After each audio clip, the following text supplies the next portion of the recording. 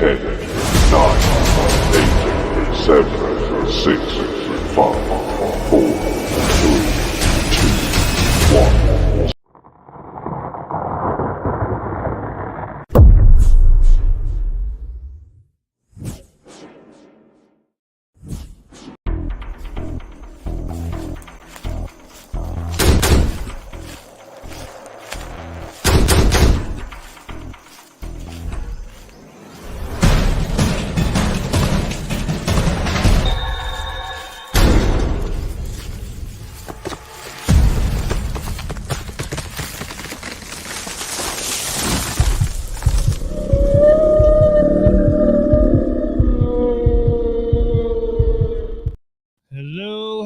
Hello, my friends in Sasquatch land.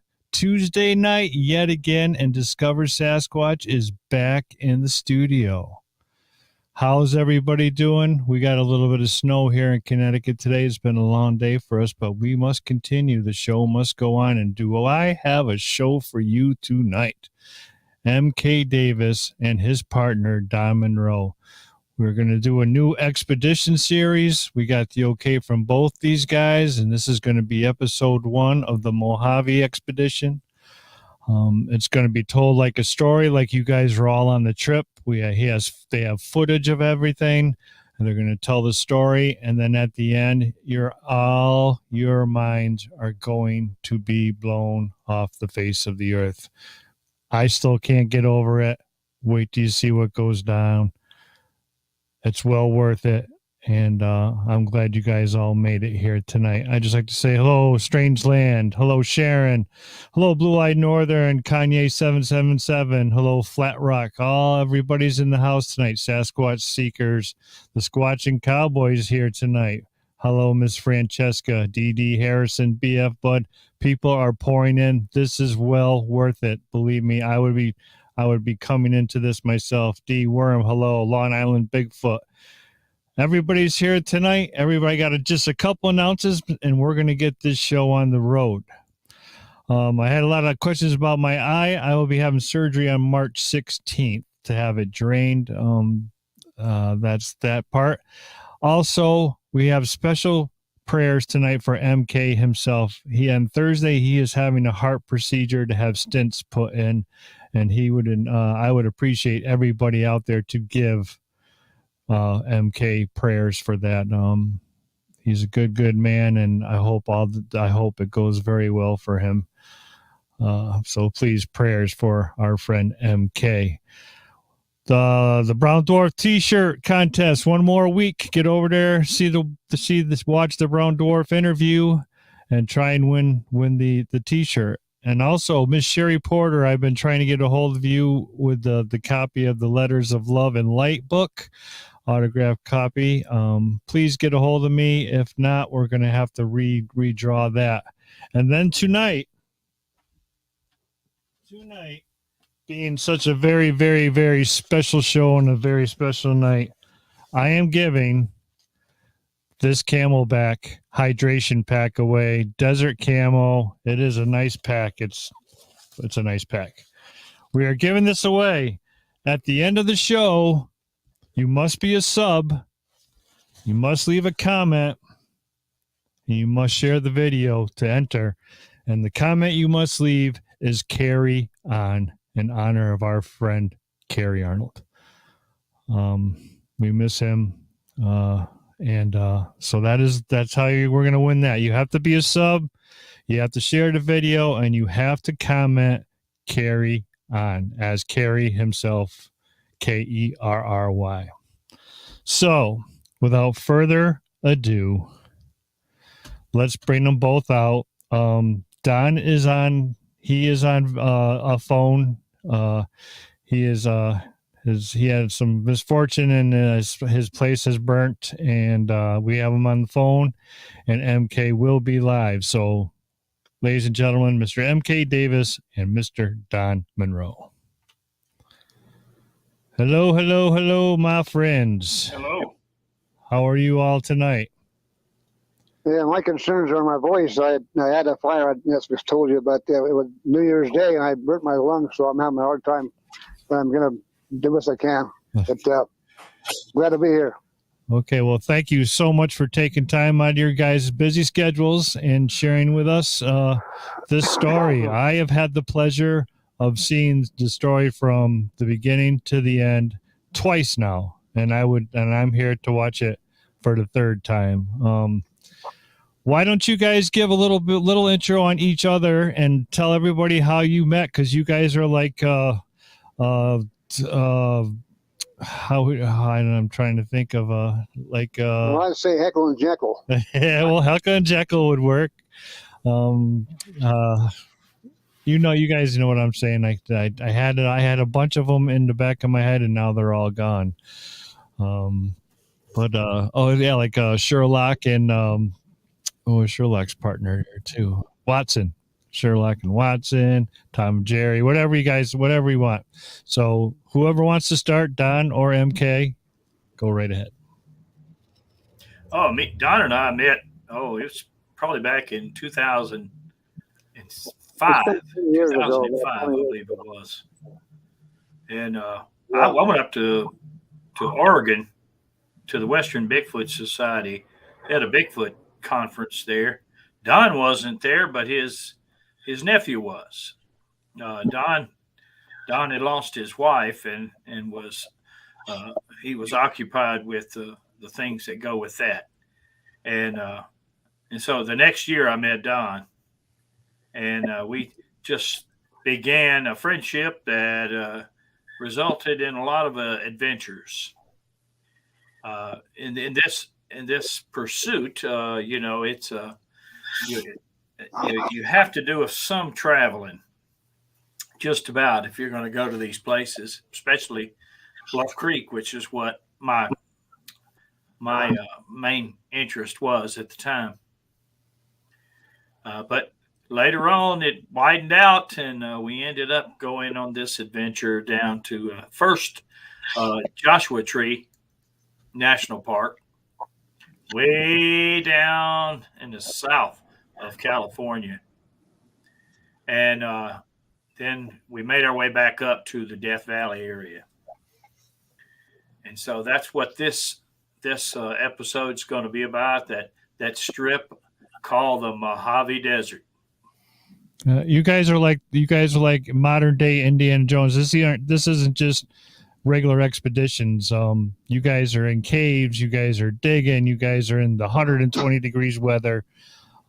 You're out there. You're searching, and you're making strides. This isn't just like driving your car around, taking pictures out of your car. You guys are walking in 120 degree weather, in caves again, and making these discoveries. And I'm excited for it. So without further ado, let's get this underway. All right. Well, I'm going to start with the photos and the videos, and we'll just move on through these. We met at Needles, California. I think it has the reputation of being one of the hotter places in the United States, and it certainly was that day. And I got a picture here of Don pointing to the Joshua Tree National Park sign with his big Bowie knife. Don, when you hear me describe it, now you can jump right in there. Well, I had a razor in my pocket, a plastic razor. It melted. It was twisted.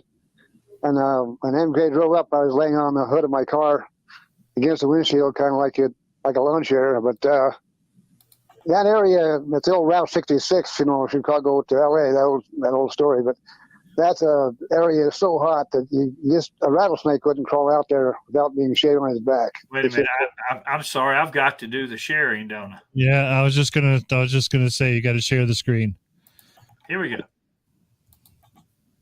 But where to go with this story is pretty hard to know. Apprehensive about part of it, but I will tell my part of it when time comes. But MK and I hit it off unreasonably. We couldn't escape each other because of our interests so similar, and also so varied, and so I say across the whole nation. I've been in the South, I've been in the East and West, and so he had been too. So we crossed swords, you might say, kind of interesting things. And I guess questions and answers to me, best of all. I don't know where to go with this story, but we'll get there. Well, this is most famous for, of course, the Joshua tree grows proliferously down here. But it's also famous for the Spanish having mined gold down here. There's a lot of mines and things like that. A lot of quartz veins, beautiful scenery. And we were down here after we read a book about, it's called Paranormal Joshua Tree. It was written by a ranger down here in the park. And so it was quite a bit written about Bigfoot activity down here. So we were going to go in there and see if we could find out anything about it. That's where Don was talking about right here, which when we met up. You see, this is Mojave. Is just there's a mine back there. As a matter of fact, there it is, right there. Zooming in on it. A lot of people perish down there, and because of the heat over the years, and there's a lot of them that never are explained how. But of course, water is a reason, lack of water. But it's a dangerous area to go into without being prepared. Must have your ducks in a row, you might say. You know. You can be prepared and get in trouble. Oh yeah. Now you see how much trouble Don's in. Don, you're asleep on the hood of your car right now. I don't know if you're watching the show. Well, I'm not one that has to have too much comfort to be happy. I make my motto is all my life to make the best I can of what I have, and I follow through pretty close on that. You know. All right, Don, do you want to tell everybody how your age on this expedition, or do you want to keep that? Oh, I probably act 200 years old, but I probably at times I might act 14. So time together, I guess I can be 87. But I don't think that way. I think like I'm 150 probably at times, but I kind of fool the world on what I don't do right and do what I accomplish. But I never do think about age too much. It's just a matter of what you can do, you know. If you put your mind to it, you get it done. That's all. Right. Montana's where I come from, pretty much, and we don't have a attitude there of being a loser. You're just a chooser, I guess. You make it work. Right. And he's baking out there on the hood of that car, and it's 107 degrees.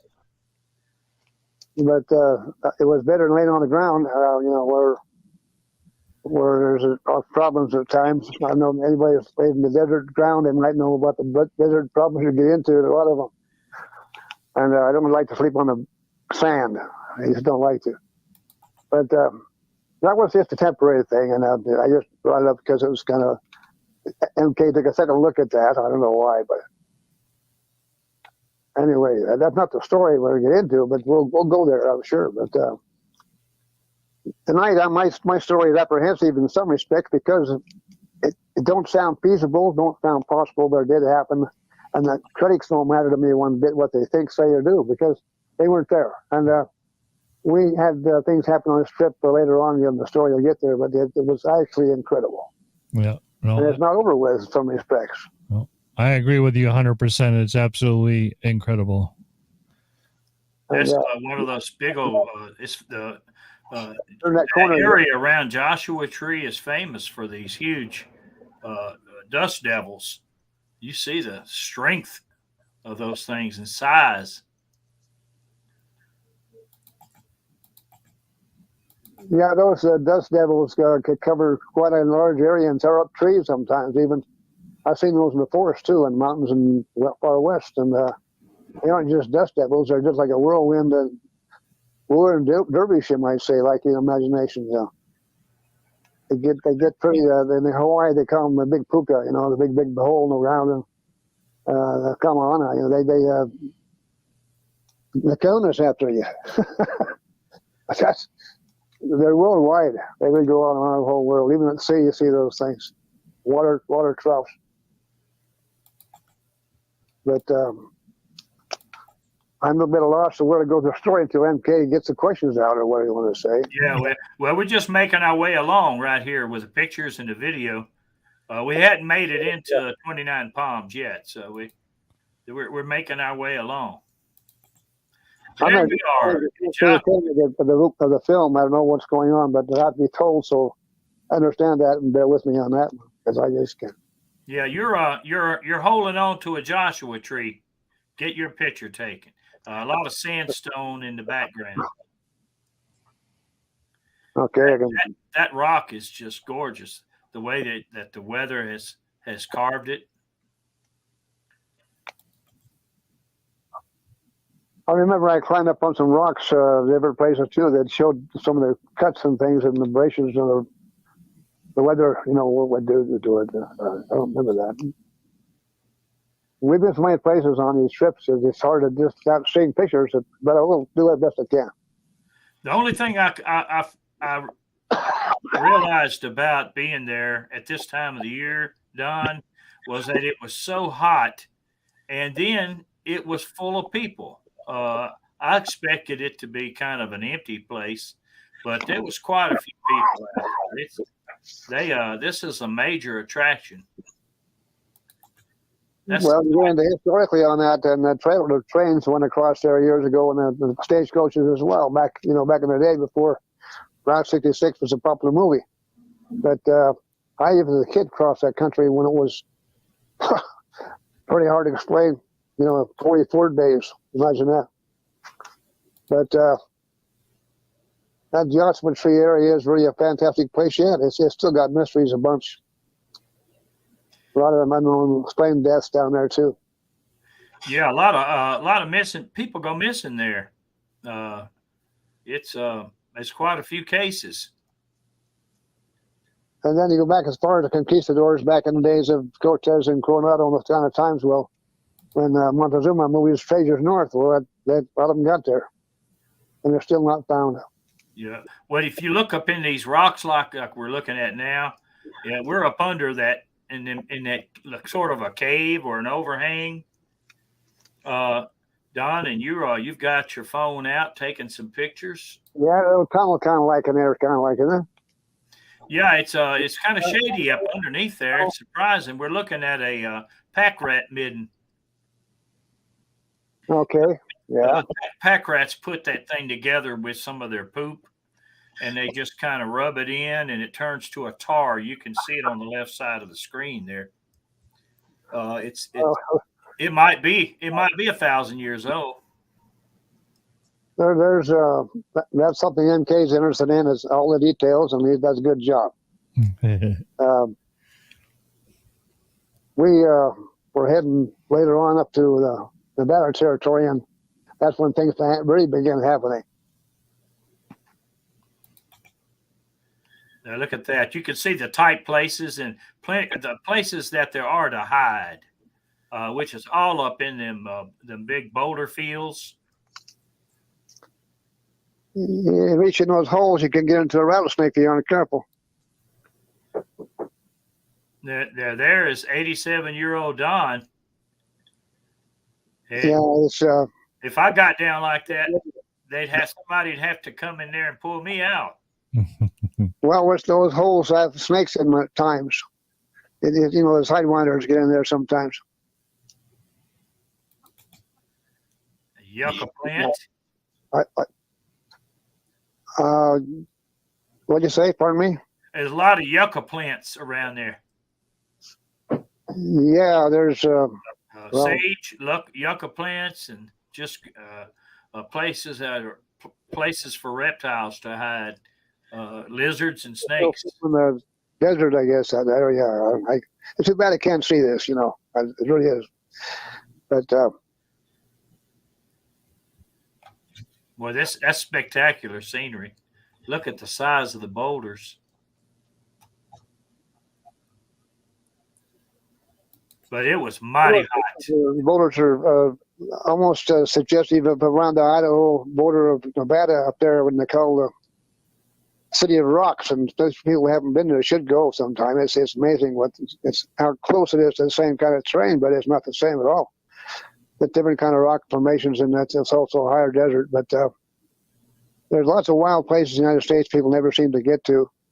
It's easy to understand why Sasquatch is not believed in, because any city I've gone into recently, anywhere with people, they never leave, and I can see why they don't believe in it.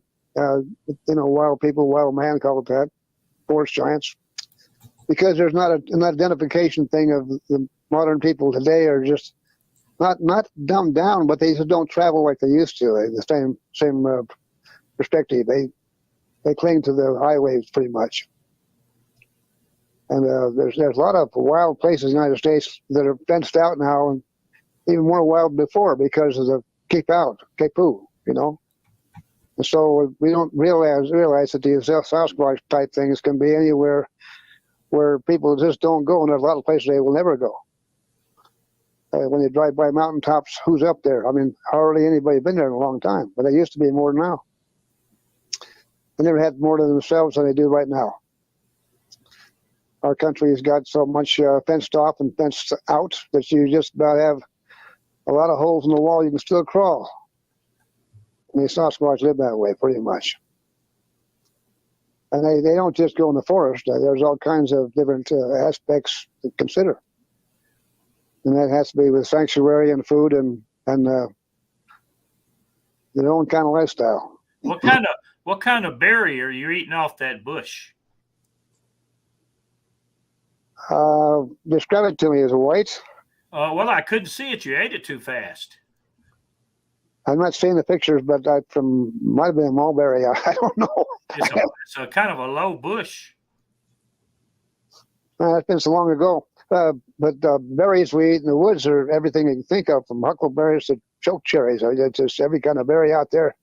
A list 20 numbers long if you want to go there. I eat a lot of berries over the years. I travel cross country in mountains, and I gain weight actually pretty much. Careful. And in the season of the year, you can get, Sasquatch has no problem making a diet. I mean, there's plenty of food out there. And the people don't understand either about how easy it is to do that, because we have our own cuisine and it's nothing like theirs, and ours might even disgust them, and truth be known. But berries are really prevalent in the West. You can get blackberries, choke cherries, elderberries, sawberries, every kind of berry you can think of, and berries you can. And they're on most of the summer, and then into fall until October, till December. So there's plenty of berries out there, and it's all vitamin C and related vitamins like that too. So it isn't hard to be healthy out in the woods if you know how to do it.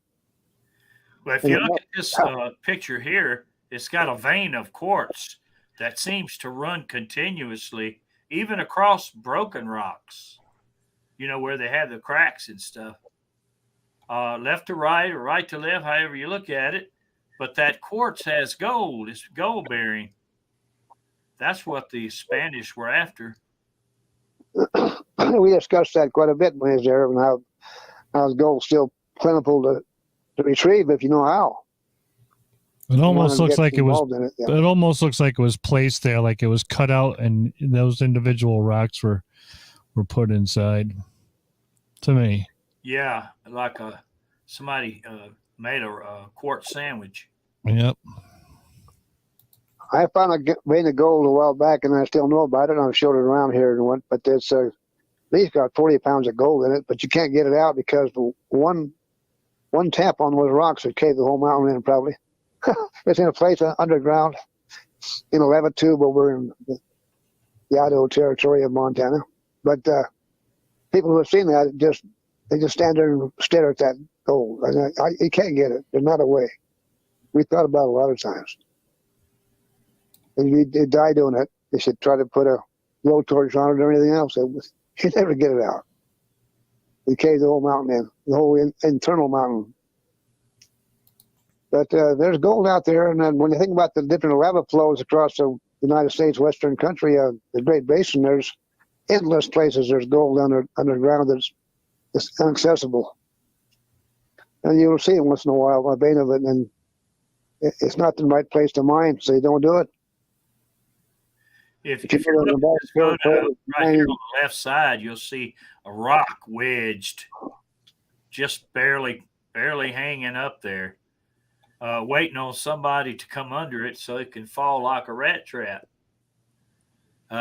took you in a cave one time and showed you that kind of thing, didn't I? Yeah, that was in Idaho. Yeah, that cave and that is totally secret, but it's a cave that has a rock about as big as two fists. And if that rock was ever disturbed, you'd be 50,000 pounds down on top of you. You got to have volunteer to go in that rock and crawl under it because no one says you have to go, but yeah, we all do.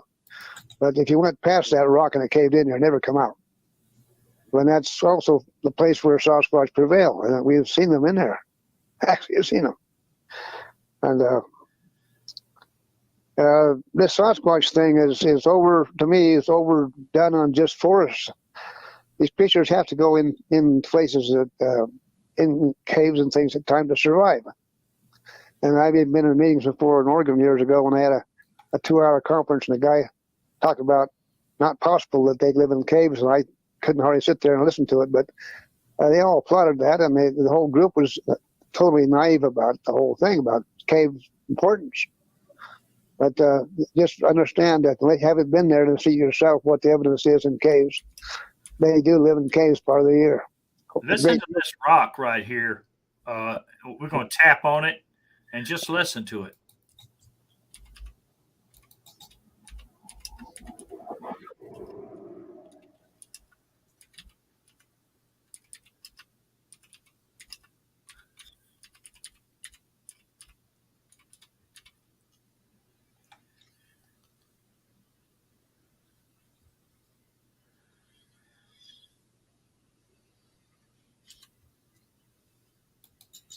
There you go.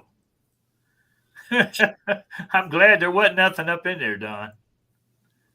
Yeah, me too. I can't see the pictures, but I can kind of remember a little bit. Yeah, you had your hand stuck up in that hollow. It's hollow up in there. I know that you're the one that wasn't climbing around. so Look at that thing right there. when you're filming it. That rock's just barely up there. Are we still in the same place? Yeah, we're still in Joshua Tree in the boulder field. All right. Gotcha. My goodness, we've done so much. It's just impossible, folks. I don't want to be that naive about it, but it really is. We've been endless places in those mountains and places around there. Right. Well, we're going to get to that. We're just leading up to, we're showing how really beautiful the Joshua Tree area is. You know, this is all part of the story that led up to what happened. So I think it's all important. That's how a story. California still has magic places all over the place. You know, it's got 110 mountains in that area that's over 10,000 feet in California alone. Mount Shasta is the one on the most northern part, and that's the first one of the Cascade Range. And it's all California is really a marvelous place. The mountains are just absolutely gorgeous.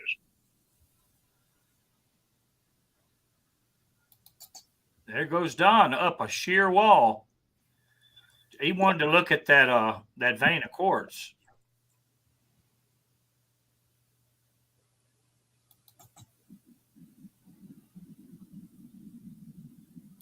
I don't remember what kind of shoes I was wearing, but it must have been boots, huh? Well, you know that those rocks were pretty. They had rough texture to them. You could get a grip on them. I don't remember what kind of shoes I was wearing that day, but it's famous for rock climbing. Matter of fact, they had a person that they were looking for. We'll get to it in a little bit. Rescue team were looking for him.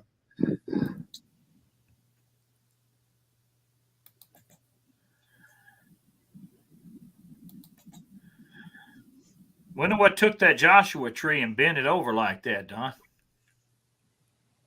Well, it's hard to say. Even a rock falling can do that if it hits it just right. Joshua trees are pretty springy. They got a lot of bend in them. Wouldn't take a lot to pull one down and bend it over so the rock fell just right, but I don't know.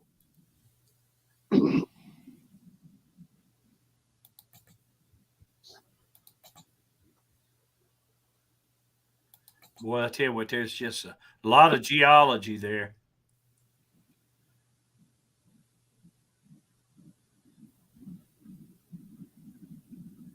Yeah, without seeing the picture, it's really difficult to comment too much. But when it rings a bell, I think this is a burrow track. It's a track we found out there. I think it's they have wild burros down there. Oh yeah, Raising down there for generations. Miners let them go. I've got favorite ones I used to know down there and around Nevada territory. That's peanut butter sandwiches, and they're still there right down around Tonopah area, close to Area 51.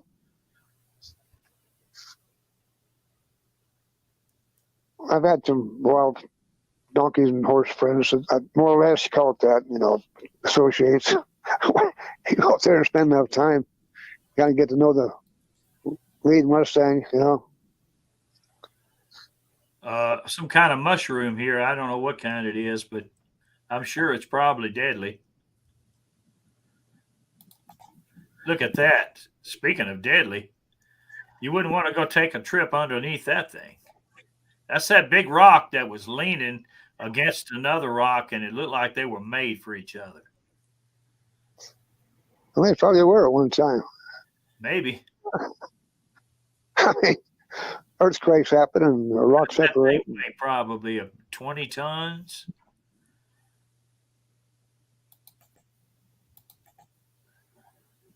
And what you're doing is showing a documentary, a nice travel trip. Yeah, well, it's kind of that way, but we're going to kind of weave our way around on this trip until we get to the nitty gritty.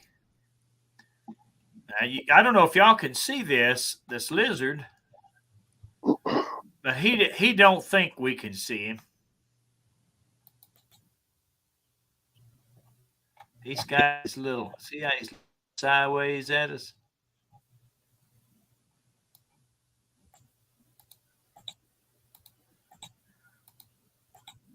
Is that a bearded lizard,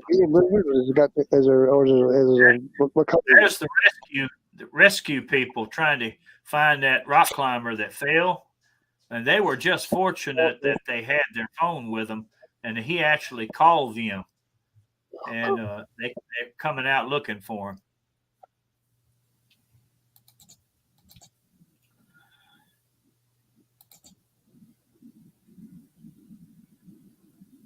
Well, cell phones have their place.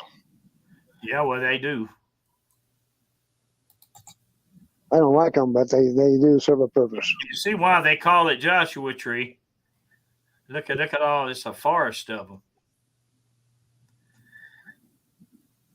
They were everywhere.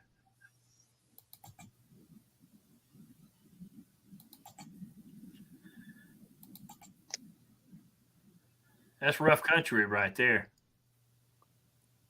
Yeah, it's forbidding, that's for sure. You got to keep your eye on your canteen, you might say. You almost have to be a jackrabbit to live there.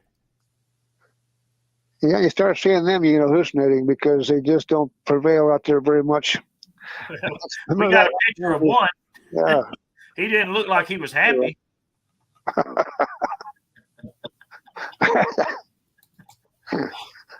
Yeah, rabbits are fun. Yeah.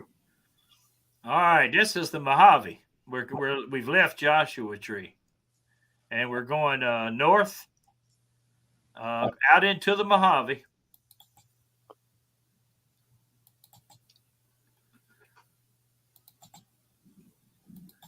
And there's some big boulder fields there too.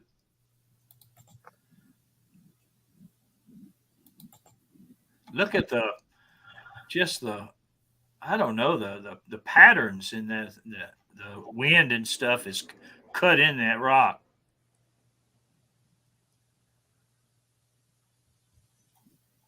Pretty amazing. Yeah, it really is. It's just the nature sculpture. And I don't doubt that there aren't Bigfoot around there. That's a mighty hot time of the year to go there. Probably a winter trip would be more advised. Well, yeah, look at the seasons of the year in the South. I noticed those kind of countries, and you only have certain months when it's really hot. It gets hot all the time, but it gets, and it gets cool in certain times of the year too. Cool enough they could survive better. Well, what would you guys be looking for roadside for a sign of a Sasquatch? What would pick your eye up to, stop at a spot and get out and check it out? In my answer to that question, look for the impressions in the sand where they walked. You won't see tracks like you say cast out there. You won't see that kind of thing. But you'll see preparations where they walked. And we've seen them as far apart as you can possibly get them in Nevada that indicate a giant-sized people almost, But it's not cows. You're not looking for cows and cow impressions because the cows aren't out there. And but there are where there are cows and camels and things. You got to consider that too. And there are still a few camels on the desert here and there, and wild Mustang horses. So you got to be aware of that kind of possibility too. When you find perforations in the sand, you aren't looking at some kind of a four-legged animal. But they basically follow the shade line of any kind of mountain, and the water line too. You might say that. In that book, Joshua Tree, Paranormal Joshua Tree, they said that they were attracted to ice chests, that people would leave their ice chests out in the camp, and they would come and just loot them. And that seemed to be an attractant. They had become used to doing that over many, many years. Just like bears. Bears the same way. Any kind of wild animal out there in the forest will learn that same trick. This is a rare thing right here. It's a storm in the desert. You can see it forming in the distance in the Mojave. This is Kelso Dunes, the largest sand dune in North America. Yeah, I can see that right now. My mind's eye off to the left. We're parked there, and I remember that too now. It was a huge sand dune. There's a little village right there, a little train stop. Yeah. That used to be the place of the wild western cowboys who went through there, and bandits and outlaws stayed once in a while. I want to show you something. Can y'all see this? Can you see it, Chris? Oh yeah, it looks like snow almost. It's not snow. It's there and then not there. Let me go and find this. I got an animation that blinks between two photographs. There it is over here. Come on here. There we go.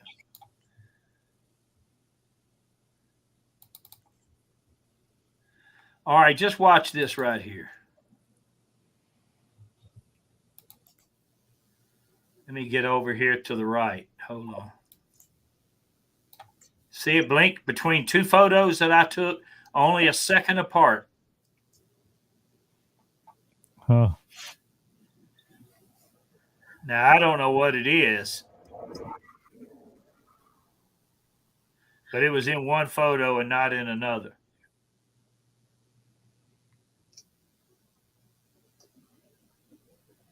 It's not a reflection because there's a storm up there, and it's not sunlight. That's for sure. No, it's actually in the rain. Hmm. I have no idea. Just one of those little mysterious things.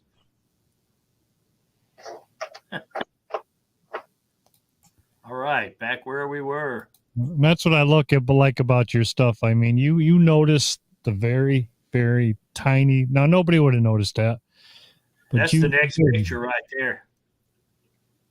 You see, watch, I'm going to back up. See it? Yep. Gone.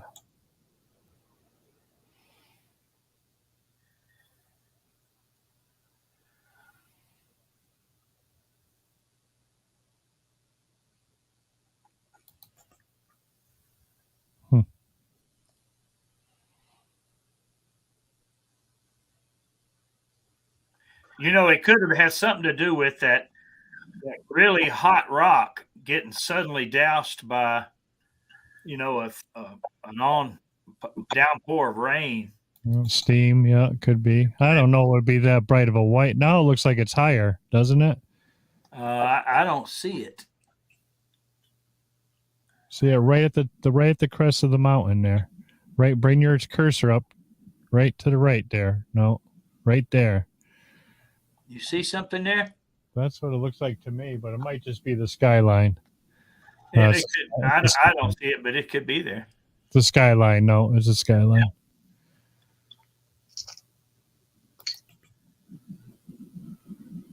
I just thought it was a beautiful scene. And that's a lot of sand.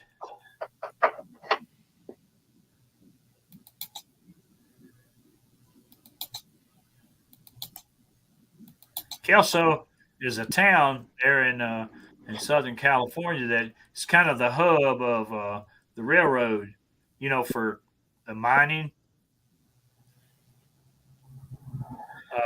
They took a lot of that ore out of there through Kelso. Wow, look at that.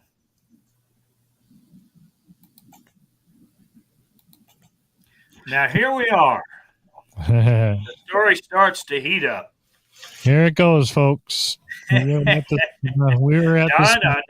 I have here is a picture I took from a long way off on the highway of this opening in the hill, mine or whatever it was.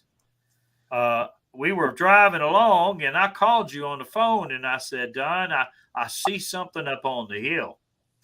So you turn around, and we go back, and this is what I saw through my Zoom lens.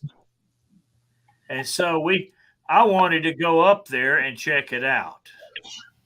Okay, before we get into it, let me read the poem about what's coming up here. Yeah, okay. The Devil and Don Monroe by M.K. Davis. On 127 to Shoshone, it was too hot to climb. I went on alone and left Don behind. When I reached my peak and looked back where I'd been, Don and the Devil were there making friends. The devil will fool you. You might think him nice. In the middle of the desert, he might leave you ice. He'll ask you to pray because of his sins. The prayer is for you that he not do you in. The Prince of Darkness, who owns the night, wanders the highway in a car that is white. And that is Don in his station wagon to the right there, talking to the guy that owns that white car. And the story is coming. And well, if I'm going to start the story up, I'll tell you what happened. You weren't there, or you can criticize all you want to, but this was a real unusual thing. In fact, I'm a little apprehensive to even tell it like it really is, because there'll be a lot of who's and boos, but I'll tell you what, MK and I seen this hole in the wall way up there, at least a mile away or more. When I first saw that, we could hardly make it out. And I noticed the mine or hole in the wall to rock, don't go there in the story, but it had no tailings. That means there's no dirt dumped over the side. And so my first impression was it might be an old place they put treasure at one time in past time of the voyagers across the world, and the conquistador times back in the days of Montezuma even.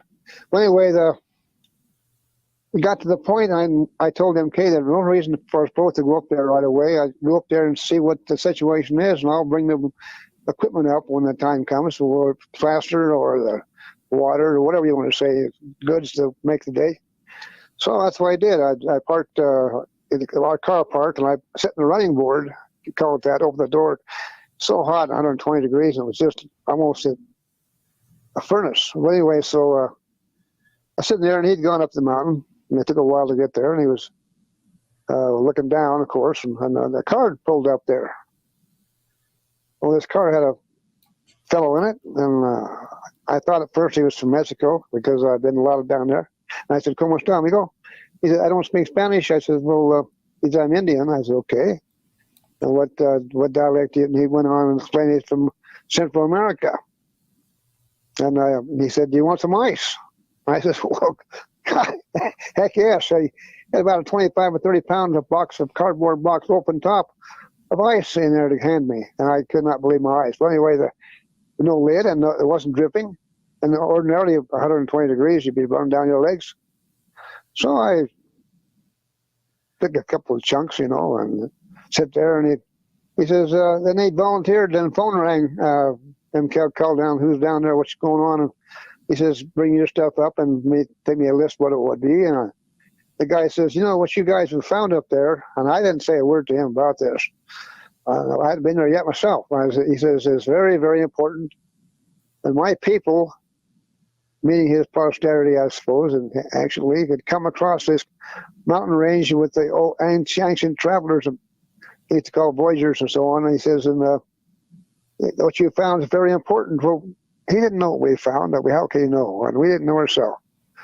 So he says, I says, where are you from? He says, down around Central America, down by the Guatemala area. Well, that's where a lot of your ancient people were from, like the Inca and then Aztec people and those kind of people associated with that. And he told me his tribe name, and I tried all these years to memorize exactly what it was, but I remember one part of it was the Javaro, and so I went to the maps of South America recently and had a chance, and it wasn't just because of this program, but I just happened to do it.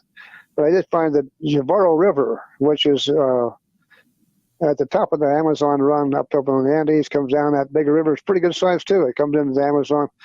Well, his tribe must be from that area because his tribe descriptions had the Javaro name to it. And there's a river in California called Navarro. It's above San Francisco there, about toward North Bragg. There's a river I know that well, and it's called Navarro River. I don't know what it means exactly, but it runs about 3 miles back into the hills and comes back out on high tide. It's quite an interesting place, another story there. But anyway, so this guy, his locality from where he come from was in my mind a little bit, and he was a young guy in his 30s probably, and he said, I got a great problem. I said, he didn't tell me what it was. So I says, okay. He said, would you consider, sir, praying with me? And I said, well, if you did it in the name of Jesus Christ, I said, close that way, I guess I could. I don't know what, I could pray with you, yeah. I'll sanction it, I'm not a preacher, but I say, hell yeah. So he said, well, better than that, would you pray for me? And I said, well, there again, I said, I don't know what, I guess a general prayer, sure, I could do that. Now, I'm not the kind of guy that ordinarily encounters this kind of thing, But I said, yeah, sure, I could do that. I felt the guy's in distress of some kind. I said, I can pray a general prayer for you. Well, I was sitting on the running board, you might say, the car, you want to call it that, right there where the door opens. And there's no cars going to come. We're out of nowhere. I mean, there's nowhere. And he squatted down enough to be in contact with my knee with his hand knuckles and make a contact of like they do in prayer, pretty much. And I just said his prayer in general, that he'd be safely on his way and his problems would be resolved and whatever you want to say. It was very, very simple. And he says, oh my gosh, he says, now my problems are all gone. Well, hell, I'm wondering now if I got them. Because anyway, this guy was so happy to have that done, and he thanked me for it. And he said, "You'll see me again. You guys will see me again." And then that didn't even make any sense. And then the ice didn't make any sense. And now, didn't he tell you that my problems are now your problems? Yeah, he said, yeah, my problem, he says, is gone, and you might, he indicated I might have it. Well, I don't know what it was. And he never did explain any part of it, so I didn't know. But to go ahead of my story a little bit on that question, but I've had bad luck ever since that day in different ways. I've been bit by snakes. I've had, I won't go into all details, but I've had four snakes bite me 2 years ago, and copperheads almost killed me. I've been a fire just last New Year's Eve. This one here, my home and my cabin, I darn perished in that one, and I fought it with snow. And anyway, it goes on and on. I've had deaths in the family. My kids all died, and so on.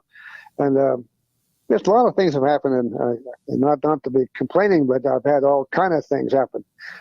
Car wrecks and bit in the back by a woman and all kind of stuff. So go on and on and on. But MK knows these stories and part of them. And they can't put that on it, but yet you can in a way because the more stories coming here.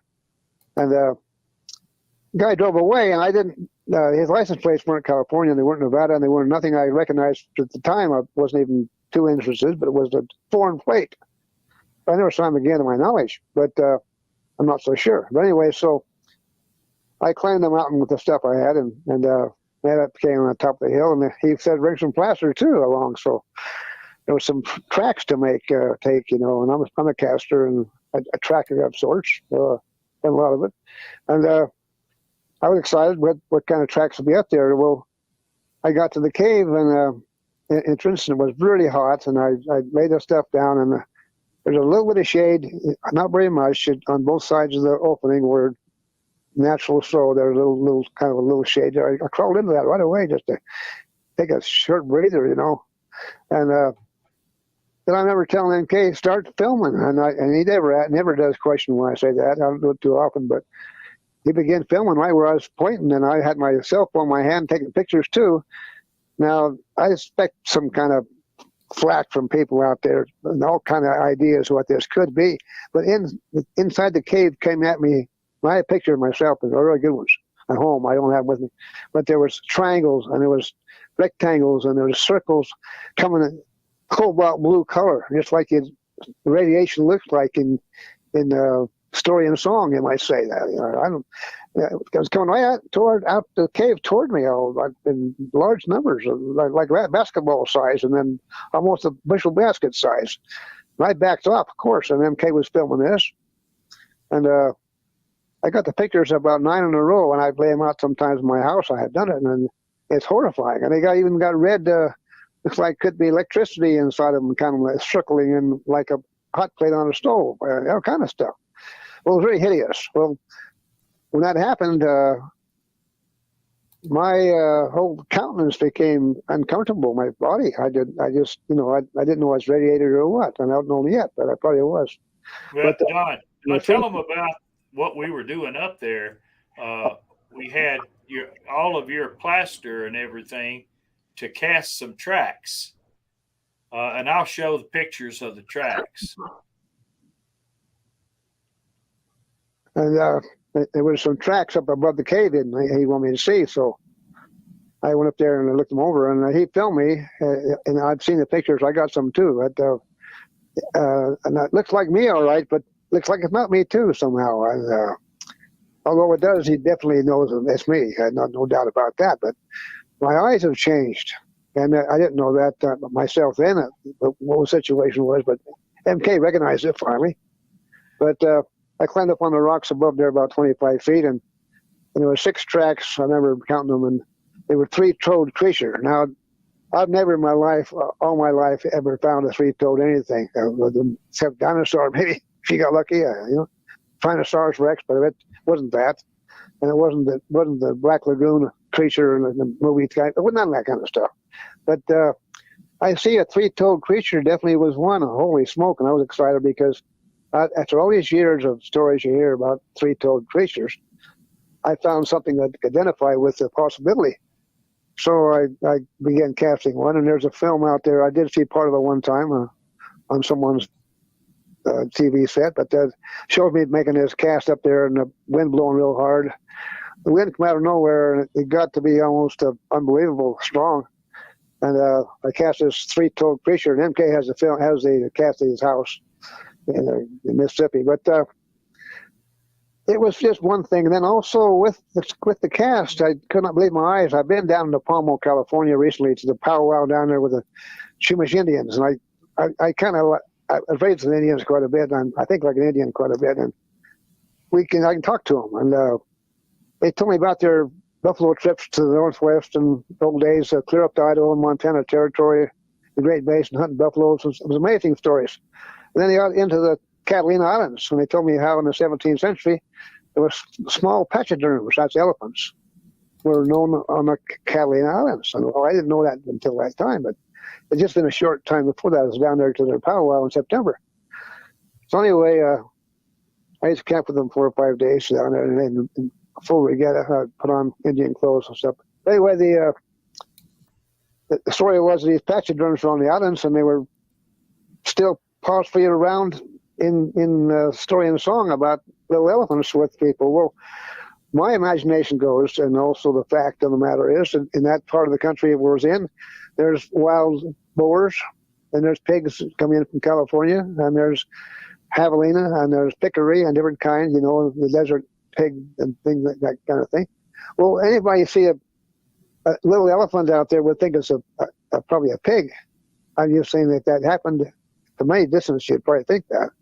So whatever was traveling with this three-toed creature with a biped, that definitely was.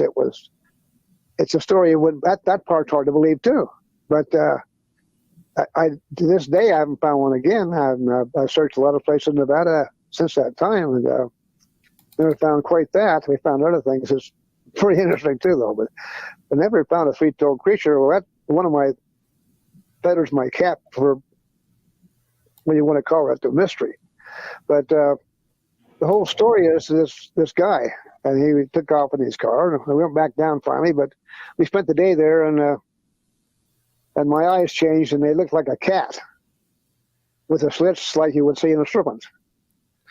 And later I talked to the guys at 29 Palms. I never saw a person alive with that kind of eyes. Well, I went to Utah. I got some bad luck already. I got my arm bumped, and I got a thing called... Hey, Don, before we get too far ahead, I want to talk a little bit about that circle of stones because I think it has some relevance maybe to what that shaft was doing there. Out in front of the shaft was an ancient circle of stones.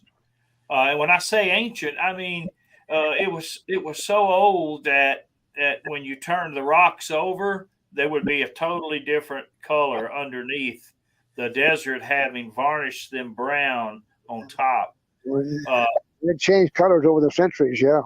I've got a drone, a piece of drone footage that shows them from the air. Let me find it here. Let's see. I think it was been dug out, carved out of stone back in the ancient times, the various stuff, and they had hidden something around it. And so I rationalized that in order to do that, they needed water. So across the ravine, about 150 yards, there was enough greenery growing on the ground that was indicated some water plants are there at some time. So that would tell you that there's possible spring there that at certain times of the year would flow. If you dug into that plant situations, you'd have water there even to dig a tunnel. Well, that's where I'm putting the possibility of happening, because anybody dig that kind of cave through a solid rock had to have spent some time with metal tools, and had to be people with metal tools to do that. The old Spanish type or something, conquistadors or swords or whatever they had to work with. So they had to have water to be there, and then there's also a stone there that I reminded M.K. about it. He forgot about it, but I'm not sure he's got in his film. But you got a picture of that triangle, that stone that's like a pyramid? No, I don't. Now, if you look just to the right of center, you'll see that circle of stones. See my cursor going around it? You can see it pretty good from the air. The place appeared to be a sacred ground, a sacred place, like a special place. Anciently and today, it would still be if you knew what it was. It didn't have the indications of mining. It didn't have look like a mine particularly, but like a place to hide something, a cache, cache of supplies, gold or otherwise. I mean, who knows? You can see the stone out there on that promontory. And then further back up the hill, you can see the shaft, and that's Daniel Allen Jones standing up there. This is on another trip that we took. We went back. Jones and Joe Taylor came back with us, and Ron Moorhead came back with us. And it was pretty an interesting thing. It still is. We may go back again. I'm not going to that cave, though. I will not go in there. But can you go to MK? Can you go to the footage of Don in the cave when he was talking about all the electrical? Yeah, I'm headed that way now. As a matter of fact, hold on just a minute. Let me go down. Put this right here.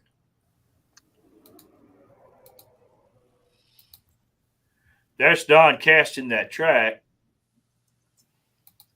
Wait a minute. I'm on the phone pics. Hold on. Let me get off of this. The wind blowing hard. The wind blowing hard there. I'm going to get to that. Hold on. Because that's got something to do with it, too. That wind came out of nowhere. I mean, it was severe wind come up on us all of a sudden. It was darn near hurricane force.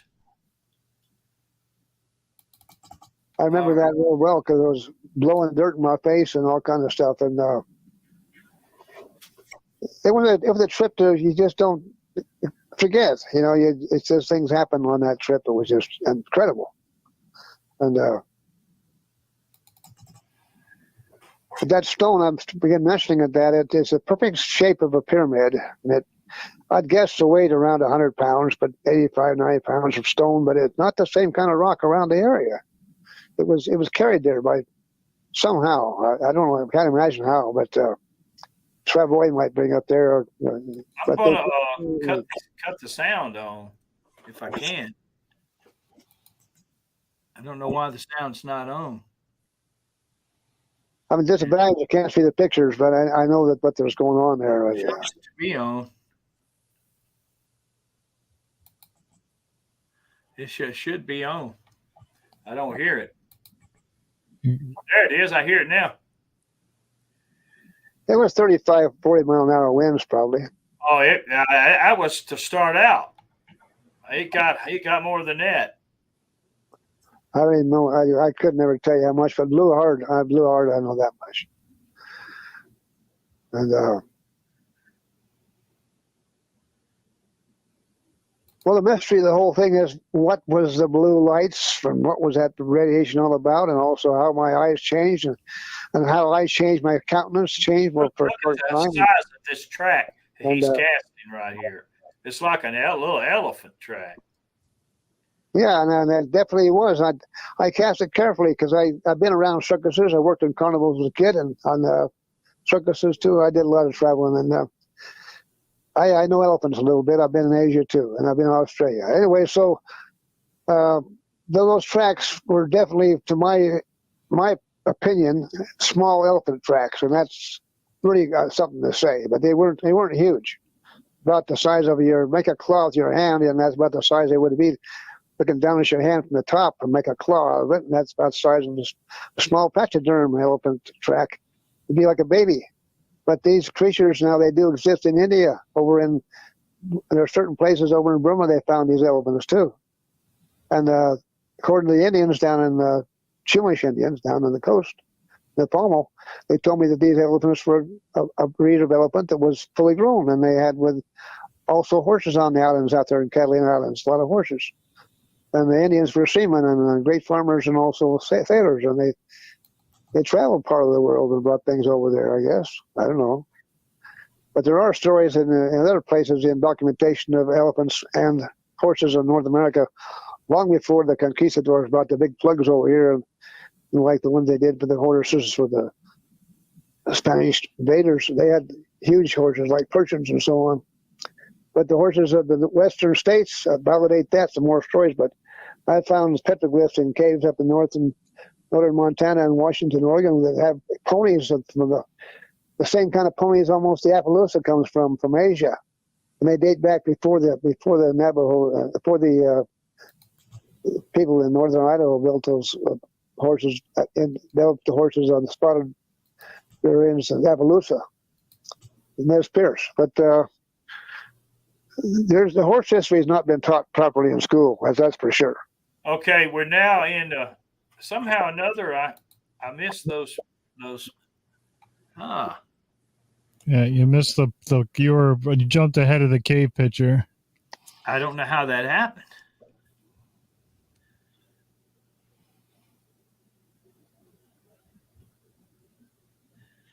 Okay, hold on. I'll find it.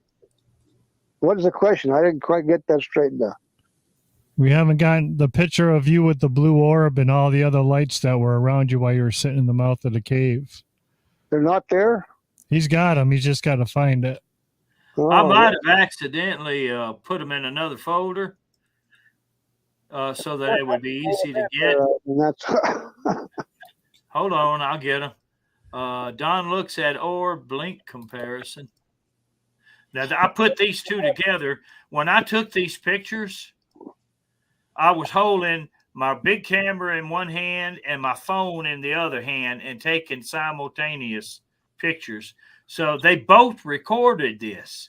And that's what I don't understand. Because and they were really, I've got my cell phone really good too. Right, point blank right in my face.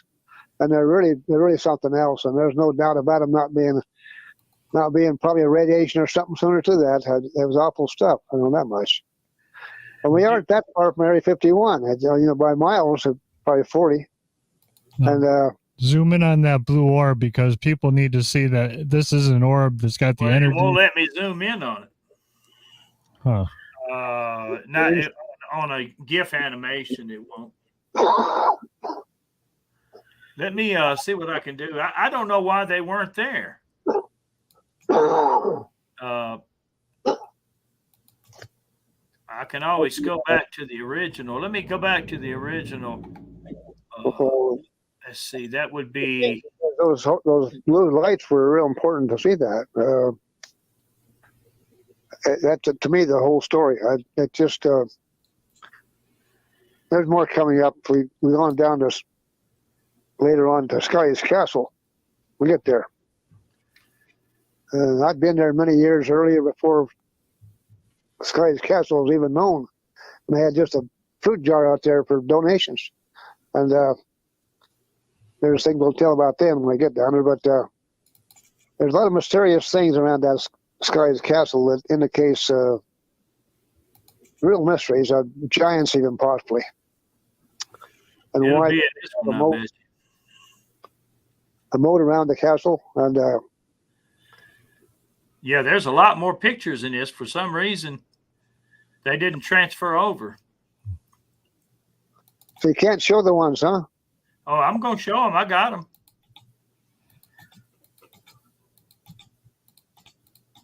They make my way to them.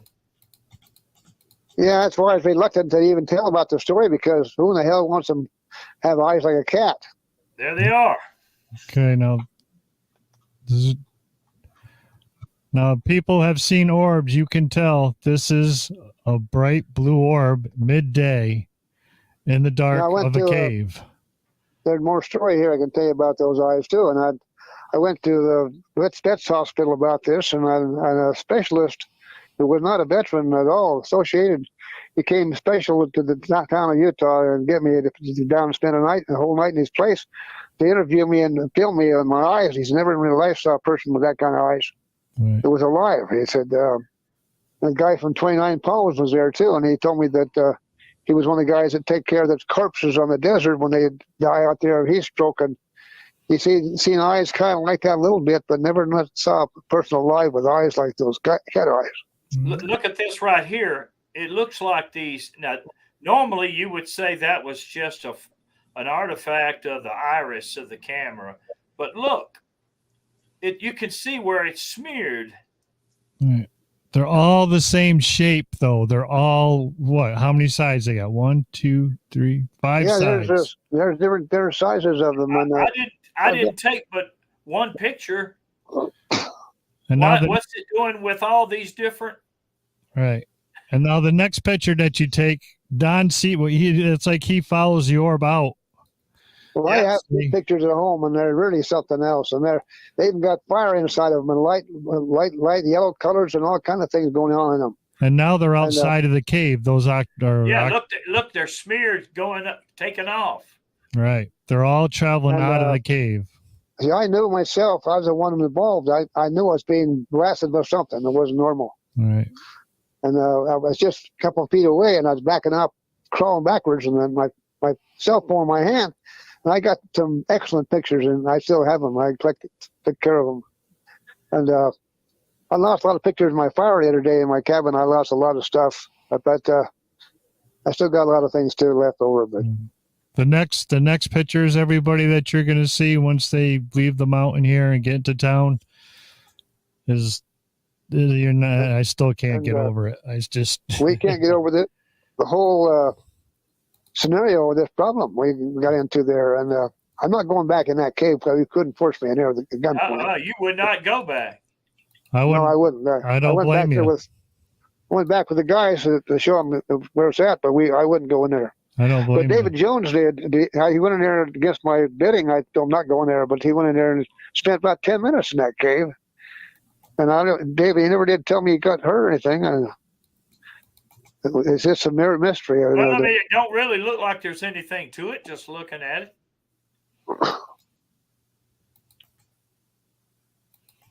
So what's your consensus so far? What do you think about it from this time and place after all these years? Me? Yeah, what's your take on this? I'm just completely.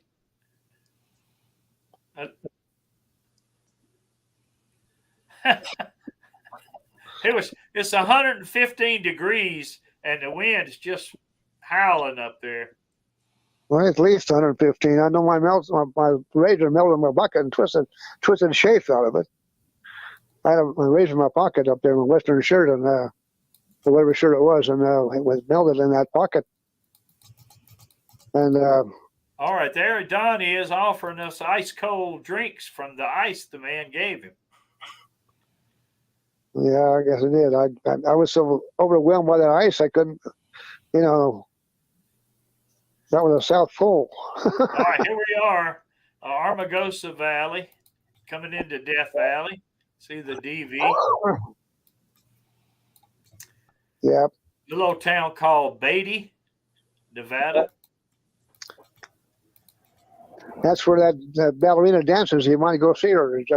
That back in the days of Louis the Trek from the 19th century. They had a woman there, Scotty's Castle. Scotty himself was his girlfriend. And he built her this palace down there to dance in. She was a ballerina.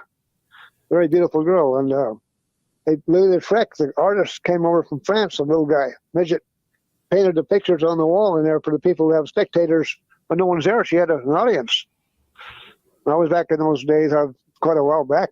I went there when saw those things years ago, and then they still got it going on a little bit. They got new girls now dancing and stuff. But if people want to read about Scotty's Castle, there's a lot of history there. And it's amazing what went on down there in the turn of the century. Back in the days, the gangsters, and before that, they even entertained the kings and princesses of the world, some of them, and people from Taj Mahal came there. There's the lone traveler right there in the wide open expanse of Death Valley. Well, I love the place. It's got its own kind of magic, But you gotta understand it to really appreciate the names over there, Coffin Ridge and Dead Man Gulch and so on. It's properly named, I'll tell you that much. And there's also stories of giants there. We had a few of those ourselves.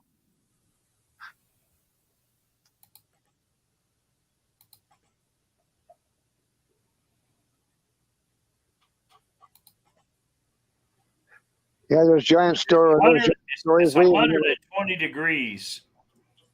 It's plenty hot, I'll tell you that much. Ernie Gant's probably listening to the show. Ernie, how you doing? I'm sure you are.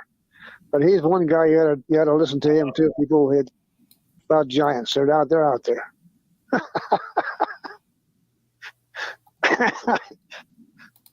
This show is a kind of an opening door for. There's a lot of things out there you can learn. We can learn a lot more too. But from me and the audience, I'm sure. But people have no idea what they're missing. And not get out in the field and look.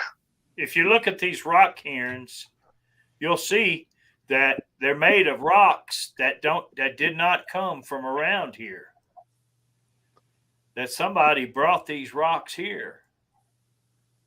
They're much larger than the cobble that's out there on the ground. Yes, this has definitely a history to it. So some real reason that's there, still there. And that guy who told us that we found something very important, he must have known something. So I'm never going to know about that guy, but I don't think too many people are going to venture once they see what happened to you that are going to want to venture out there. Well, the thing I was going to tell you, I got hit in the arm shortly after. Hey, that's what happened to the pictures right there. I had a hard drive repaired, and not all the pictures. You have to go and go through security and hit some permissions to be able to watch them all. See right there? I could go and eat. I didn't realize that I had all that. Here we are going down to Scotty's castle. Well, let me tell one part here real quickly. Part of my bad luck that happened right after that, I bumped my elbow, and it was 6 months before it quit swelling up. I had to go around the whole country to every veteran hospital from, name it, in the country, the western states, and they could not help me. My arm was getting so bad. And I had 55 days of what you call, go get help, to give you help on your arm. And they couldn't fix it. And they couldn't decide what's causing the thing called radial pain syndrome. My arm got as big as a salmon, big as a big salmon. And I went there to die finally. And I put me in there for 55 days of surgery, not surgery, but therapy. It didn't do a darn bit of good. One day it diminished and came back to almost normality. I went to a Buddhist monastery. I spent 6 weeks in a Buddhist monastery doing Buddhist things with the Buddhists, and they helped me get my arm get back. It's part of the bad luck I've been having. And then 2 years ago, I got bit by 4 snakes at one time. Copperhead snakes, and I went to 3 surgeries. That's just some of this stuff. But this bad luck thing is ongoing, and I don't know how to say I don't want to say I'm cursed. I don't want to even go there, but I'm beginning to wonder sometimes what is possible in reality and things we don't understand, But just in case you're wondering if you're cursed or not, wait till I play this video. Well, what's the video got on it? Yeah. Hold on. See, I was apprehensive about him coming on the show on this kind of topic. Look at his eyes, people. He has reptilian eyes. Yeah, during that time, we had a radio show going on Artist First Network, and some guy called in there. We had a big audience at the time, and told me I was a reptilian. And I said, well, if I was a reptilian, I'd bite you on the ass. I thought so. Then Scott Zelasco, I'm not sure he's listening, but I love old Scott. He said, you can't say that in the radio. I said, well, I just did it. Can you zoom in on that, MK? I'm going to try. Let me get it back. Try to go backwards. I hope we're keeping him in the bounds of this show with what we're talking about here. All right. You see his left eye, all right? What I'm gonna do is I'm gonna do a screen capture, and then I'll come down here and put it in my little program here. This is what I've been telling you guys all about for the last couple of days. This is just unreal. Well, think about myself and me volunteering to come on and admit this kind of thing. It's not comfortable, but I think it's important that you need to know that there's skullduggery in the world we don't understand, man. I tell you what. And I appreciate it, and I applaud you for the courage. I don't appreciate people who don't appreciate what they do for others. That might I'm using a filter. Yeah. To brighten it up. That is just unreal. Both eyes are like that. Yeah, and I wore dark glasses for 3 weeks or 4 weeks, about a month. No one could tell the difference, But it was horrifying to have that happen to me. And how long did they last for, Don? About a month. And then they diminished, and I went to the Buddhist monastery, and then that's another story. And I'm not a Buddhist, but I had a lot of different interests and things, and they helped me out, a lot of therapy and martial arts and stuff, and Tai Chi, and I got my arm back. My arm was really bad off. The arm was so bad as it was, it's another story entirely, but I had to almost die of the darn thing. I couldn't get help. How long did the ice last before it melted? Pardon me? How long did the ice last that he gave you before it melted totally? Well, we left it there. I don't even remember that part of it, to tell you the truth. We had the day. I mean, we had it that whole day with us, but baseboard box, and that's one of the That's things. his other eye, guys. Yeah. How long does ice supposed to last? In a cardboard box, not too long, you think? Look. That is just gives me the heebie-jeebies. Well, Chris, this is a story. It's just almost unbelievable, Yeah, but I admit that it's just unharmony. There's no harmony to the whole darn thing. I believe you 100%. There's not one doubt in my mind this happened. Not one doubt. But if I could backtrack this, I would never pray for a person not knowing what their problem was. Yeah, right. He kind of conned you into it. The crystal ball could come out, Yeah, who knows? Who knows what happened in that cave? Who knows what those what are the what's 5-sided thing? Is that a hexagon? What is it? Well, I mean, in any other situation, I would say that was an artifact of the camera. The shape of the iris. But when you take a picture, you don't have 10 of them. All different sizes too, and yeah, I know it, and different shades and colors. And then I haven't seen your pictures, MK, but I got pictures that I know are very good, and that we should compare them sometime because I got some dandies. I was right there, right with it. Oh, geez, it's a pentagon. Thanks, guys. And those pictures horrify me still. I look at them once in a while. And there was a pentagon. 5 sides is a pentagon. There's some triangles too. There's some circles and triangles even in there, squares. And you've seen all that live. And I don't know if I never could impress myself if I'm impressed with them darn things, but impress MK about it at the time because I'm not the photographer. I didn't ever get to do that. I didn't see him until I looked at the picture. And there's no doubt in my mind that that's the energy's there, the little light mist around the orb is there. This is just wow. But I mean, if you look at Don, you can tell he's looking at something up there. Oh, he follows it out. That picture of me there when I stand against the rocks and I look different than normal. I'm wearing my sombrero, like that straw hat, probably. I got it somewhere. It's under GoPro. You look at that picture, and I know myself. Of course, I do. I don't see myself entirely 100% me, but I know I am. And that picture is so darn weird, I just never forgot it. And I don't know if you have a copy of that with you there or not, but I've got a copy in my collection. I'm putting the book together. What the hell I'm going to call it? It's in there, but I got a book coming right now called "What the Hell," and a couple others. But let me see if it's at the end. Past the. Have you ever searched out a priest to get rid of the bad luck? Have you ever thought that maybe that would help? Well, I haven't never done it. No, I never have. Maybe it's an idea. I think he went to the Buddhist thing for that reason.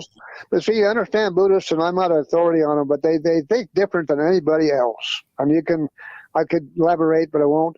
But they're good people, but they have many kinds of Buddhists and many kind of different avenues to go with this. Look, that's what he's talking about. He doesn't look the same. No. Yeah, if you take a little time and he doesn't look the same. Allow yourself to educate on Buddhism, you'd be surprised what you find out. And there's a lot of things, a whole bunch of stuff, including a thing called a tulpa. There's like color to his face. It's like his face is a different. That's weird. I never even noticed that. He looks like a conquistador, like a Spanish guy. Yeah. To me. Yeah, I turn my whole countenance and myself I feel different in this picture. I didn't even recognize it till I see it. Who is this guy? Because there's no one else with us. It's me, but I'm standing there by the rocks. I remember that picture distinctly. Yeah. And, what's that hanging on your back though? How's the walking stick staying on your back? I don't even know what that is. That must be a walking stick. I mean, it must be. It's like wrapped around his neck. I think he has it over his right shoulder. and it's kind of just falling down across his back. Well, I was carrying a backpack, a little backpack, and Yeah, it's some probably lodged in there. plaster and tools for making casts and stuff, that kind of stuff. I don't remember that part of it, but without seeing the film, but the picture of me I'm talking about is kind of bothers me at times because I can see myself in there perfectly, but somehow there's not me, and somehow. You got gloves on too. Why gloves? It's 100. Everything, you can't pick up a rock without them. They're terribly hot. Well, I don't know, Don. If if with all the bad luck you said you've had and all that, I would definitely search out a priest. I've had that done at my house and it's worked. Well, maybe I should do that. There's no harm in it. No harm at all. You see, we don't know what we don't know. And people say, I know what I don't know. That I can't know what they don't know. And then I hear it all the time. Well, I know what I don't know. Well, they don't know what they don't know. Well, we don't know a lot of stuff. But there's some weird things in this world we never will understand. That's not the same man. That's not the same picture. We have a comment that says you look Mexican in that photo. Do you see the picture? Yeah, we're looking at your picture and your other picture at this. Yeah. I filtered it where it'd be brighter. Do you see what I'm trying to say there a little bit? Can you understand what I'm trying to say? Yeah, no, everybody, even the comment in the chat, are saying that you look different. And that is me standing there. And that's why that really has bothered me because you know yourself. You know what I mean? And you know your ears. Somebody told me that was Don Monroe, and I didn't know that it was. You know, I would argue with him. Well, that's with me too. I'm arguing with myself. Right. And I'm not trying to be funny, but this is most people would just scoff. You know, they scoff at the darndest things nowadays. You know, but I've seen enough things in my travels all over the world in my days in military and so on. I've seen a lot of stuff, and I don't doubt nothing. There's nothing I doubt anymore. Oh, geez, Brian, you're right. Look at his ear. It's like his ear is gone. It's like it molded to the side of his head. See, I already wanted to be what I'm saying it is, but it's different. Can you see that, MK? Yeah, I do. Yeah, there's Sir Brian Bowden said that in the chat that his ear has changed. It is. It's like it's glued to the side of your face. That's weird, man. That's just, phew. And I didn't even notice this whole story keeps on getting creepier and creepier. Yeah, well, a surprise MK to have me tell him that, but that's what I still maintain that, you know. Well, I believe you 100%, and I think a priest is a good thing. And if there's anybody in the chat that could suggest a priest for Don, I'm sure we'd all be greatly appreciative of pointing him in the right direction, because I think something, with all this bad luck, it won't hurt. Well, if nothing else, Chris, it's a warning to the public out there to not let people get them hoodwhacked, how you say, a bushwhack, Yeah.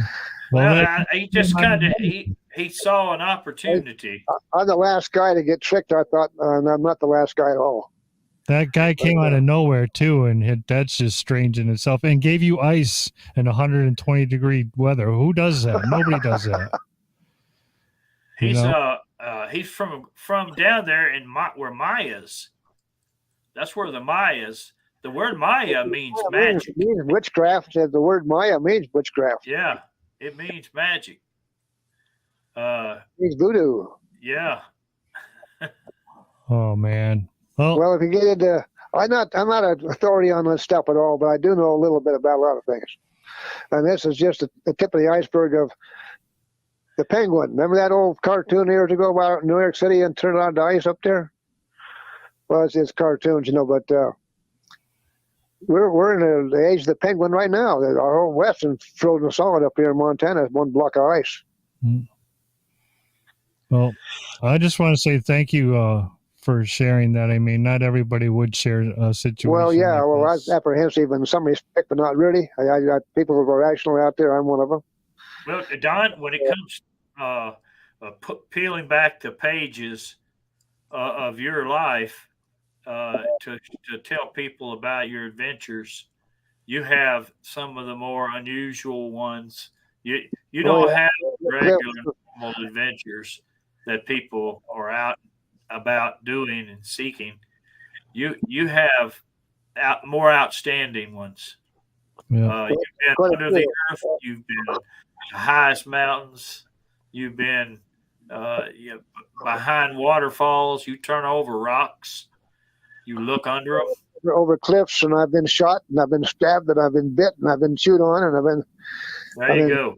taking ships and all kind of things. I mean, I've had been the reason for it happened is because you're out there. See, I even escaped under fire one time on the drug wars, but that was another story.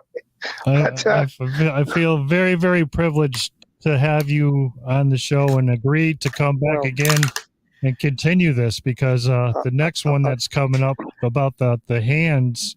well, that's more important than all of them. That hand still could have some real significance in the world of the Sasquatch, even, or wild man. Call them what you want to. All right, and nobody has But I ever, apologize for my voice. nobody has heard the story either. And I'm going to do some research. I got some X-rays on that down in a safe in Idaho Falls, and Dr. Reese has it down there. I went and killed a bear on account of the comments. They said it was a bear paw, and there's nothing to do with bear paw. Jeff Meldrum, Dr. Meldrum, was the one that insisted it was a bear, and so as far as it went, but that ruined the whole idea of the possibility of DNA. It was also eradicated, and I'll explain that later on how. And but the hand still exists, and Sharon Day has it in the Ghost Hunting Theory show. If you want to contact her, she'd be glad to, I'm sure, show you what she has, and she has quite a bit on it. Yeah. My voice is bad tonight because of my fire, but Sharon, I think, is listening, and she's got a lot of my stuff that's off the wall, and I have never shared because where are you going to go with this stuff? You know what I mean? right. No, I appreciate it, and everybody needs to hear it. And let's not give too much away about the next turnaround, because we got many more expeditions coming Chris, I your have way. One question. Did tonight's show go over like you wanted it to? Was it? Oh was it my God! successful? By far, we have still over 100 people watching right now after an hour and a half. Because we've got MK is a marvelous photographer. He's done things that are unreal, and I don't know all of it, but I've been with him most of the time. And there's one more thing I want to be sure to get on here. Is that 2007 take the Sasquatches, and he'll tell you about it. Where we have 4 hands and a log with poked fingers and thumbs showing within 15 feet of my face. And it was never been, how you say, appreciated.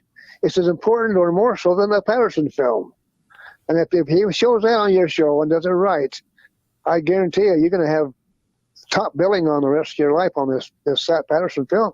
Well, I want you back with him. I want you both back. It's going to be your guys' series. Oh, and one more thing, Chris, I want to tell you so you know. He's got the pictures of, have him show you of we found in the water, and you'll don't know what that was. And I had it in my hands at one time, and we lost it.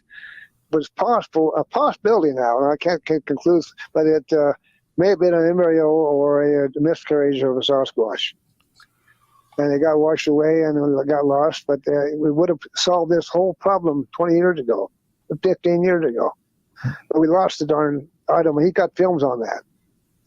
Now, maybe MK's irritated me telling this, but he's got stuff that would really open the can of worms, Pandora's box. Well, I agree with that. I mean, he's got some of the best footage, I think, out there. He's done more video work than most. I don't know a thing about this, the future, but I think the future should be really important for what he's going to show. Yeah.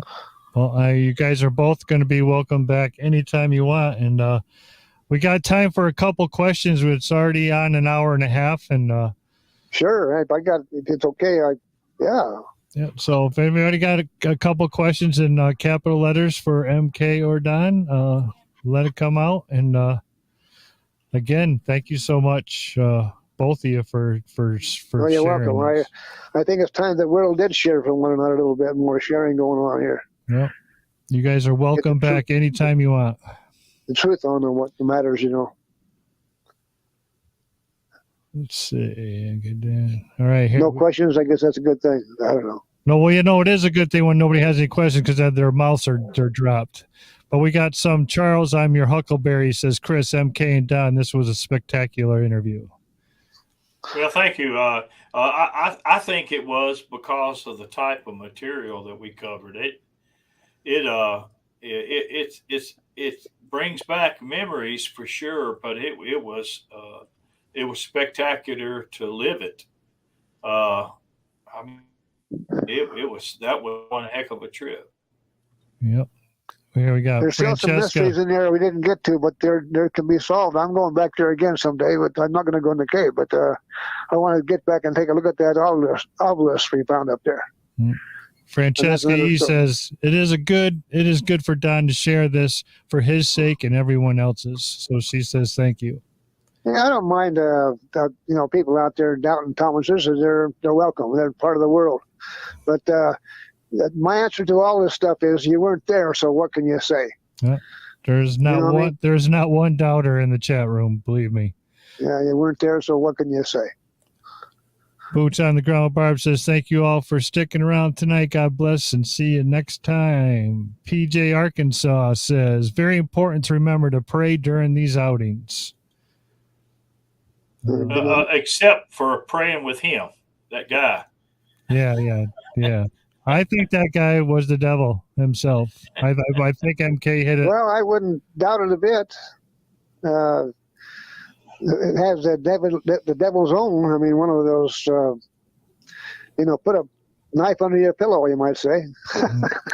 Cryptid Crystal goes, eye-opening. Thank you. You are helping others. And that's true. Awareness needs to happen. People need to be aware that this has happened. Don, nobody would expect that this would happen, to go to visit a cave on the side of the road in the middle of the Mojave Desert.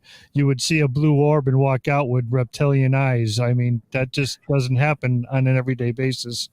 And it's important for people to know that it does, and it's out there, and to be careful.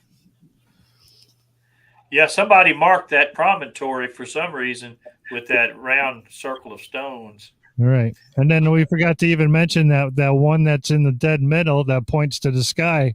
That looked like it's meant to be there. Yeah, it's somebody made those things a long time ago. It was something special about that place. All right. All right, we have a question from That's Fresh. Don, have you had any internal organ issues since this happening?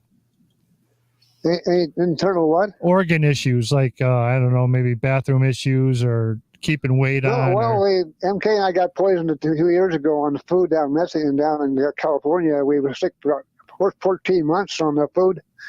We ate it last June. 2 years ago in June. Well, now I'm suffering from this. It's plastic fire smoke. It would have killed most guys, I guess. The doctor says it amazed my life. I spent a couple nights in the hospital, but just the plastic can tell you. My internal organs. Well, I don't know what to say about that. I've got a lot of scars. I got missing fingers and that attitude. But I'm not lucky. I know no internals. No, I'm pretty lucky that way. Although I have snake bites, it's still healing. 2 years ago, I got bit by 4 at one time. Copperhead snakes in Nebraska. And I got bit by a brown snake, but wasn't the Australian. I was in Australia, but it was a gourmet brown snake. And a few years ago, too, didn't die. I've been lucky, but just these bad luck things, Yeah, you sure have. And we have another question from I'm your Huckleberry. He says, ask Don if if you guys took anything other from that site than the print cast itself. No, I didn't take a thing from there. Not from there. No. I haven't got any artifacts from that place on purpose, so I know what that can mean. Even a rock.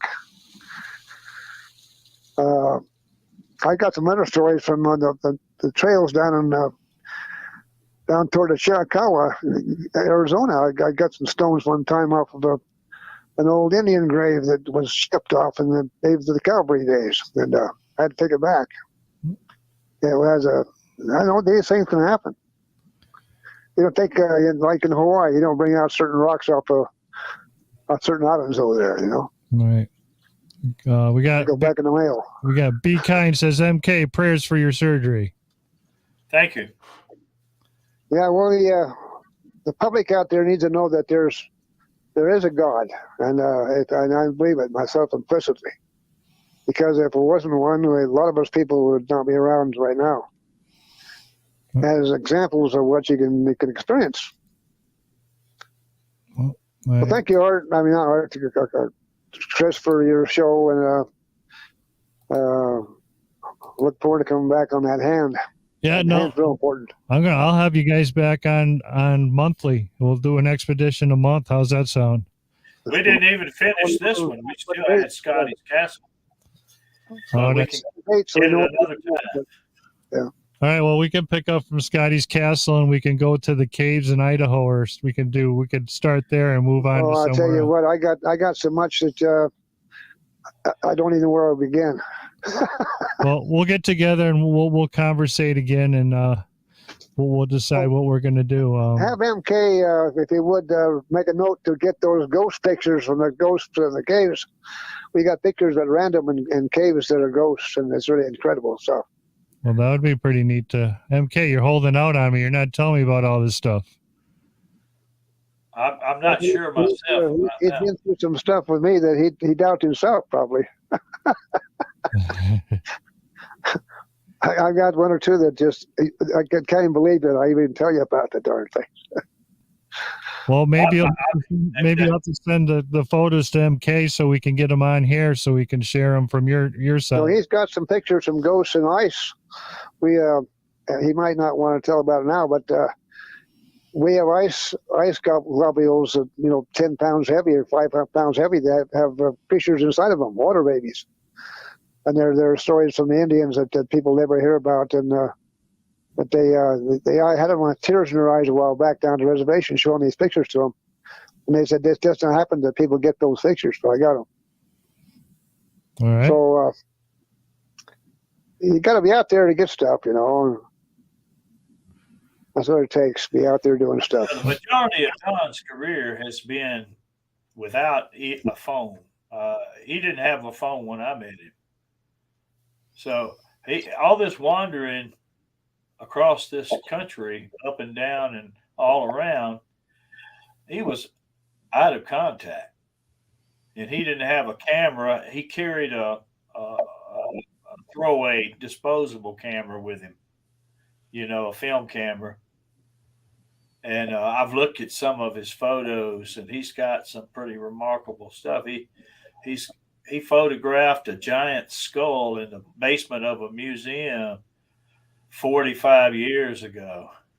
I mean, they denied it was ever there. He's got the picture. I still got the pictures and the article from the museum. They'll deny. I still got the stuff. And then Panzali and I were good buddies down back in the 60s and 70s and 80s when we were talking about the giants in the caves. We found the handprints in the caves, at M.K. and I. Those giant handprints. That's another story, too. Yeah, I seen that. Well, that's a wonderful story. That's pretty wild. Sharon Day has it live on her blog. We did a live show on that one, on the Discovery. And Sharon Day has that. Yeah, no, I've around seen the world. That.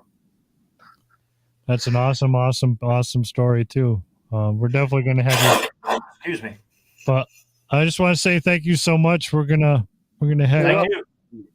I'm gonna put you guys both backstage. Please stick around for a little bit. I got a couple of things to talk to you about, and then I'll let you go on. I just want to wish you good luck on your surgery and everything. So I'll be right backstage, ladies and gentlemen. Mr. Don Monroe and M.K. Davis. Good night. Yeah.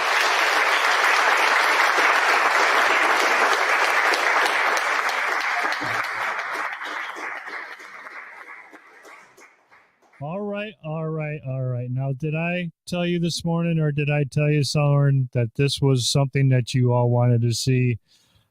That just blows me away. Those eyes and the orb and everything that led up to it in the cave, and he's seen those colors come out. I mean, the whole thing is just it's just incredible to me. I mean, these things happen.